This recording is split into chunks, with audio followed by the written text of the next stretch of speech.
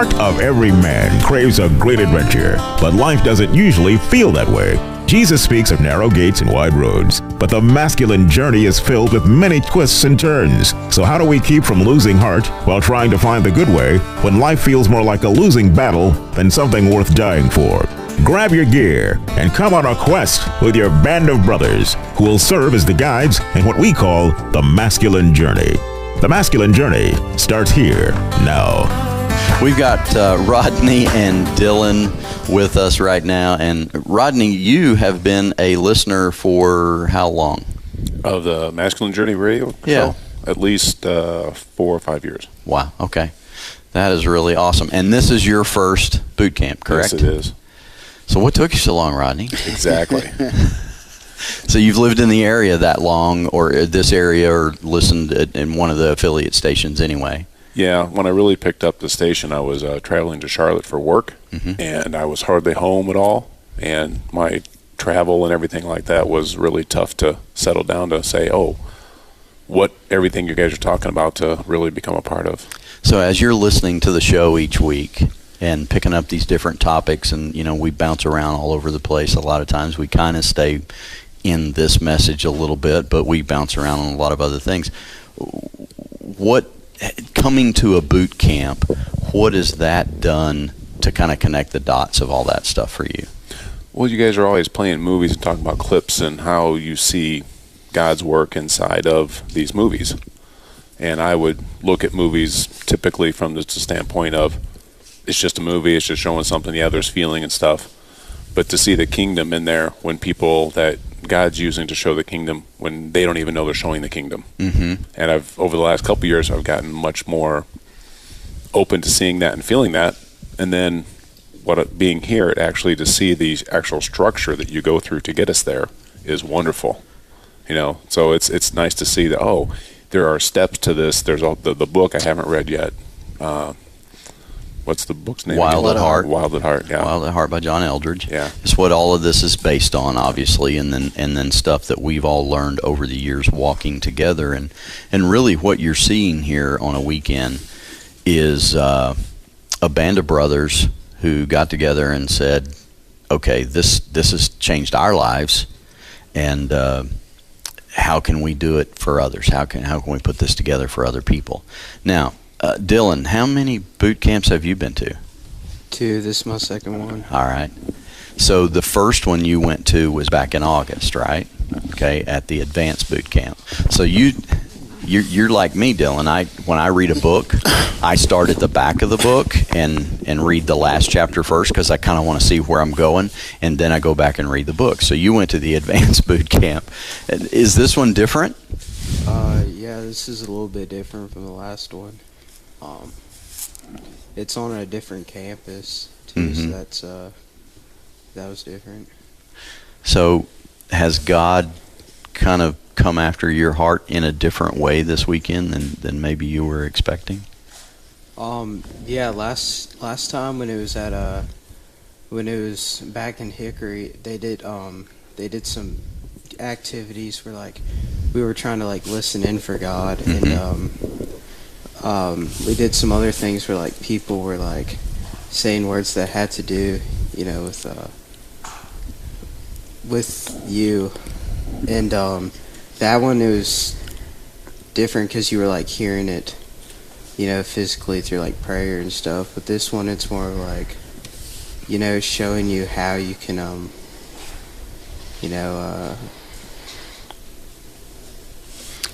look for it. Okay. So in that event, that was a listening prayer event that we did there, and oddly enough, we're going to do one of those tonight, Dylan. So you might get some more words tonight. But Mark has been a part of that several times in the past as well. Yeah, Dylan, let me ask you a question. A lot of times, historically, these camps, these events that we've done have been geared towards adult males. But obviously, you're a teenager. Has it still resonated with you, even though some of the concepts might be something you haven't experienced yet in your life just because of your age? But has there still been value for you? Has there still been something that you've been able to grasp and take out of the weekend? Yeah, I mean, a lot of the stuff y'all talk about, especially with like what it means to like, you know, biblically be a man and like the stuff that you're supposed to do, it really like helps out to where you can develop towards, being a man, because it gives you some basis to grow towards. That's awesome. Yeah, I always had said that I wish I had known a lot of this stuff when I was your guys' age. I mean, it's the gospel. It's nothing new, but there's just some concepts. There's some help, some assistance that I didn't get till I was in my mid-30s, late 30s, and pretty much a lot of the team is about the same way. I was almost dead before I got it. Now, Hunter, how many have you been to? This is my second one. Okay. And so your first one was at the last advanced boot camp as well, where we did some listening prayer and stuff. So let me ask you, I'm kind of going to put you on the spot here, but what would it be like for you and your buddies from home? Or what would it be like for you and a father or a grandfather or an uncle or somebody to go through this together? I feel like it would be good. Like, you're asking me if me and my dad or something went to this. I feel like it would help a lot. Just like helping how to become like a better person, better man, just growing to like the skills I need to be. Yeah. So, Corey, you have been to one boot camp, and this is it, right? Yes, sir. And you have a little bit of a personal relationship with Sam Main and Brian McWhorter, right? Yes, sir. All right. And so Brian talked you into coming. He harangued you somehow. Yes, sir. I've been going through some pretty tough times personally, and I think Brian could sense that in me. I was actually about to leave True Homes, and something just told me to stay. And Brian, he sent me here, and I'm really glad he did. So, if you feel like it, if you're comfortable with it, I think God's probably come after your heart in a pretty big way this weekend. I had the opportunity to share some of that with you last night, and I don't want to put you on the spot really too bad, but No, it's okay. But if you want to talk about that, I would love to hear what you were thinking when some of that was going on. It's just amazing because I've never heard anybody speak about God and Jesus and the way we're supposed to feel like you guys have this weekend. You hit on everything I feel on a daily basis. And I thought I was, just a bad person, and I was just the way it is. And honestly, I had dinner with my mom Wednesday night, and I told her what I was coming to do, and she was so happy about it, and I laughed at it. I said, it's not going to change the way I feel. I don't really believe. And it just was overpowering. I mean, it really was. Well, I had the chance to pray for you last night, Corey, and I didn't know your story at all. I just knew you came from Brian sending you here, and God kind of, I think, gave me a download a little bit on how to pray for you, and it was an extremely, I think, focused prayer, in fact, and I hope that, and then later you had written some stuff, and it's like you had read it. I thought you had read it, but while you was praying over me, and you didn't, and that was crazy. And I hadn't, and I apologize to some extent for not having read it earlier. But when I went back to the cabin, and Mark and Robbie and I and Jim, we read all the prayer cards together, all the notes together, and pray over those. It literally brought me to tears, Corey, as I'm reading your story, and knowing what God had given me to pray for you, and knowing how pinpointed God was in that. And so I hope that our listeners are understanding that what we're doing here on a weekend is not just about preaching and what a man's supposed to be, but it's actually allowing God to come in and go after men's hearts. Yeah, and Corey, ask you a quick question if I could. A lot of the guys, we were all there at one point, think that they're the only ones that are going through whatever it is. Yeah. Can you speak to that a little bit? Have you seen here just in this short time that you're not the only one? Absolutely. I can relate with something that each one of you has spoken on. And like I said, I came in here closed-minded, didn't know anybody. I was kind of upset when I found out that Brian wasn't going to come because I was like, I don't know anybody here. I didn't want to know anybody here. And I think you guys could tell that when I first got here. I was kind of closed off, sat by myself, didn't really want to talk to anybody because I thought it was stupid. I didn't believe. I'm not going to lie to you. I love this. And I feel like each person who spoke kind of chipped away at this feeling I was having and chipped away at this mask I was hiding behind and really spoke super hard on everything that was going on. That's been going on since I was young. And it's pretty powerful.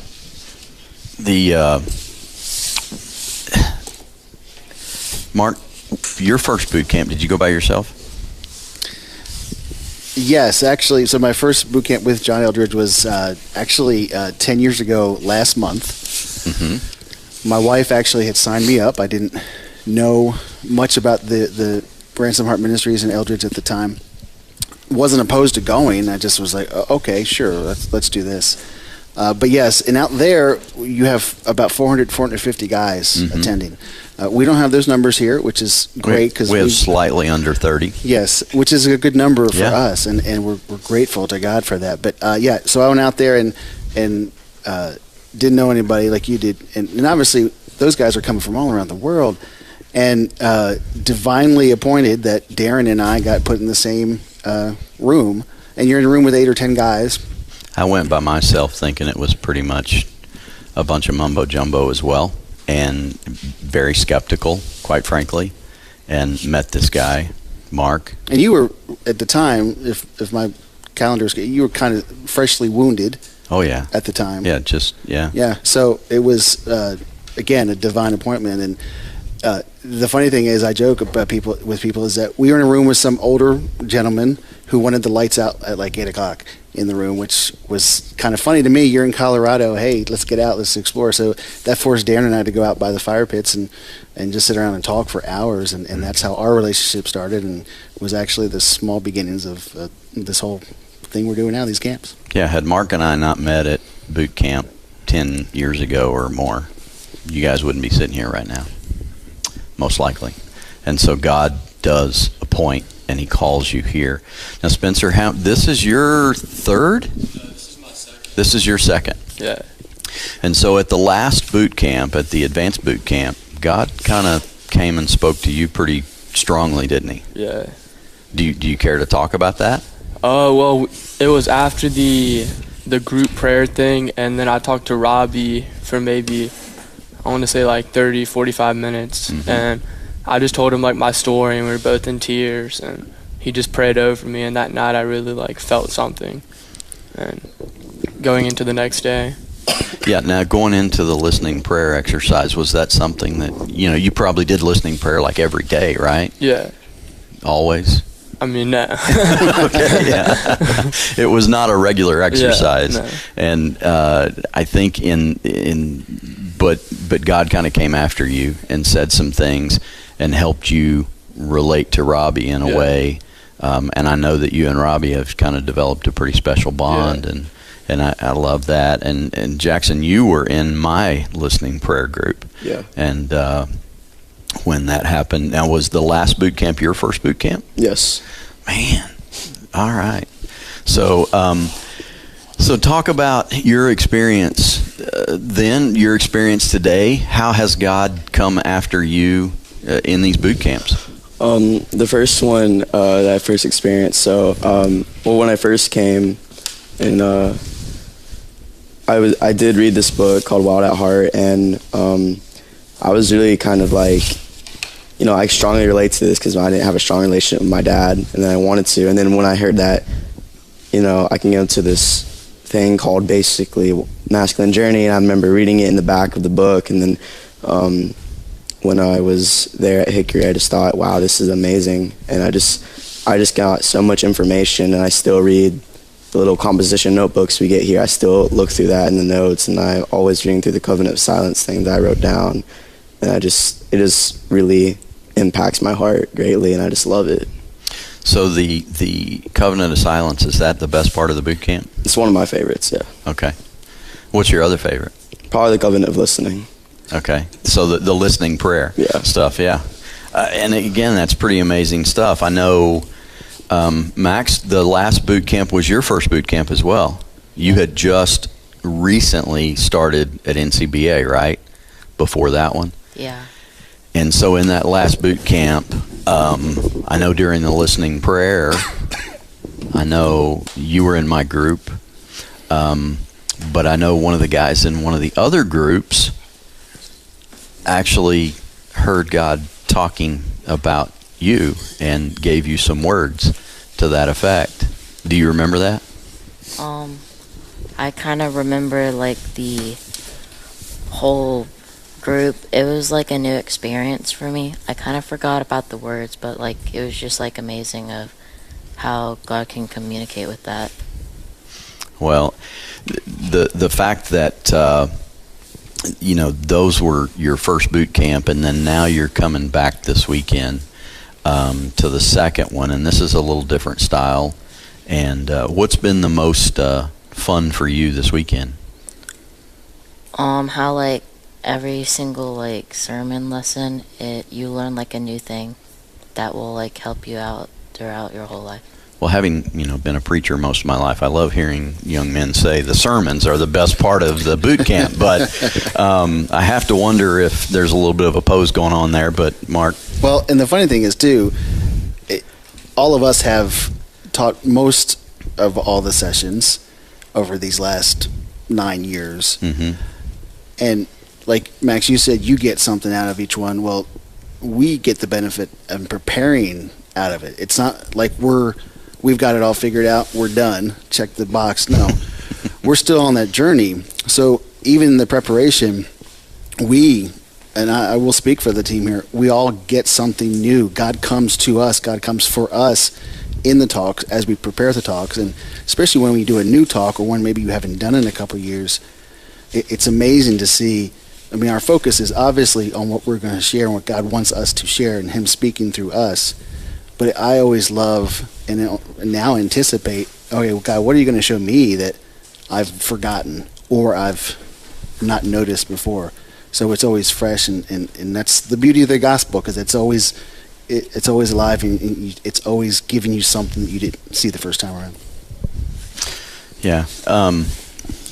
So Max, in that very first boot camp, I know that in my group there was a couple of guys that felt like God wanted you specifically to be encouraged, and I know you were brand new. You felt very, very lonely, and I think some of the encouragement was that you were strong, that you had something going on. You're not remembering. I remember Dewey having words about Max, and Dewey was in your group. Do you remember what he heard? He said we're supposed to speak over Max. Okay. Max was the one that he felt like God wanted to speak to. Okay. Max wasn't in our group. Yeah, Max was in my group, and Dewey was one of the guys in Robbie's group, and Dewey didn't know Max from Adam. Didn't even know there was a guy named Max at the boot camp. And as we were listening to God and trying to understand what it was God was wanting to do, he heard, I think we're supposed to be praying over Max. And so whether you know it or not, since that time, there's been some guys praying over Max. And so we're excited that Max is back. We're excited that all you guys are back, but very specifically, when God gave Dewey that, it was kind of surprising because, you weren't in his group. And so, and he didn't even know there was somebody named Max there. So that was the coolest part.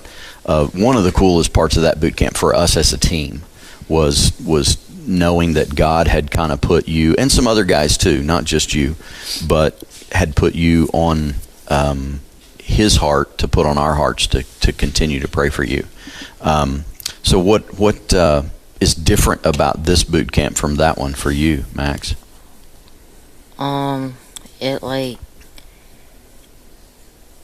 There's more stuff you can feel in also the movies like incorporated Okay. with it too. So at the first boot camp, would you say that you were a strong believer in Christ, or that you were a strong follower of Christ? Or were you doubting whether or not God even really existed? I was probably still like a doubter, like Yeah. the first one, but now I feel like closer to him now. That's awesome. If we don't do anything else at a boot camp, if we don't accomplish anything else, helping guys understand that God is real, that he is here, that he's after you, that he's coming after you actively, and that he's willing to go to any ends to do that is a pretty amazing thing. Corey, your story is a little bit like that too, isn't it? Yes, sir. Complete doubter. Yeah. Open about it. Yeah, and that's fine. You know what? I think that God uses that way more than guys who fake it. So how long have you been searching? Unknowingly, probably since I was in high school. Before then, actually. I mean, since I was young, probably 13 years old. And you feel like that you have a different understanding of who God is, who Jesus is this weekend than previously? Yes, sir. Absolutely. How is that different?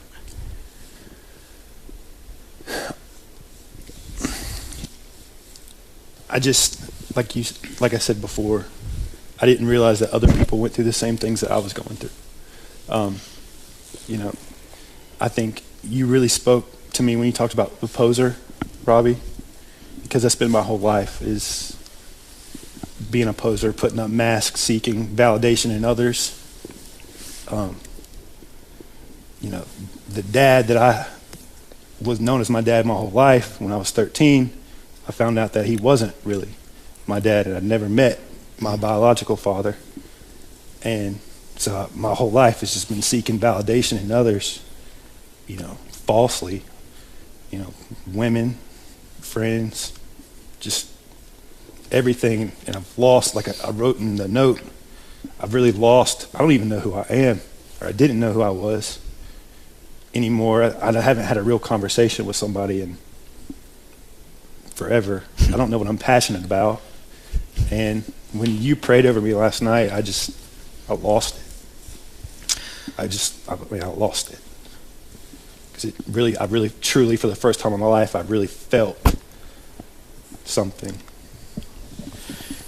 And we as Christians sometimes we knock this idea of feeling something. I was chief among the feeling knockers for many years, and Robbie just lost his lunch there. But this is a Christian network, and his license too. Yeah, sorry, Robbie, about that job that we just cost you. Sue, I didn't mean it. So I was one of those people who was not really into the feely, touchy side of Christianity, and I'd probably say I'm still not. I much would rather have a very, very real, concrete, logical faith. But I think God has been undoing that in me for some time. Mark, what's it? Yeah, I came from a family, typical, stereotypical mom, dad, together till she passed away 20 years ago. So the feeling side was more, I was maybe not the polar opposite of you, but a little bit opposite with the feeling side of it. But, excuse me. And now I've seen the balance swing both ways. You got to have it. It's both and. Jesus was the most empathetic and compassionate man that ever walked and lived. So if we can't emulate that, if we can't try to do that, then we're just basically, we're posing ourselves. So we have the best example of that. But yet he also was righteous. He also had anger. He also joked around. I love in the Passion of the Christ movie how they portray him. If you've seen the movie, early in the movie, they portray him with his mom, just joking around like he pulls a little trick on her. And that is how I know that's how Jesus would be. He's going to make jokes. He's going to joke around. He's going to be fun, but he's also going to have the feelings, the emotion, and also the righteousness as well. That's, here's the reality of it. God, the first thing that he touched in creation was man. Everything else he spoke into existence. He spoke the world into existence. And then that world that he spoke into existence, he reached down with his hand into the dust of the earth. And the very first thing that he touched was man.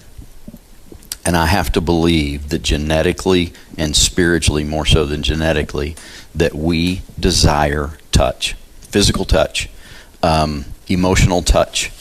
And when you look at the way that Jesus healed some people in Scripture, there was oftentimes he could have healed people any way he wanted to. He could have done it with a snap of the finger. He could have done a dance, run around a tree 3 times and bark like a dog.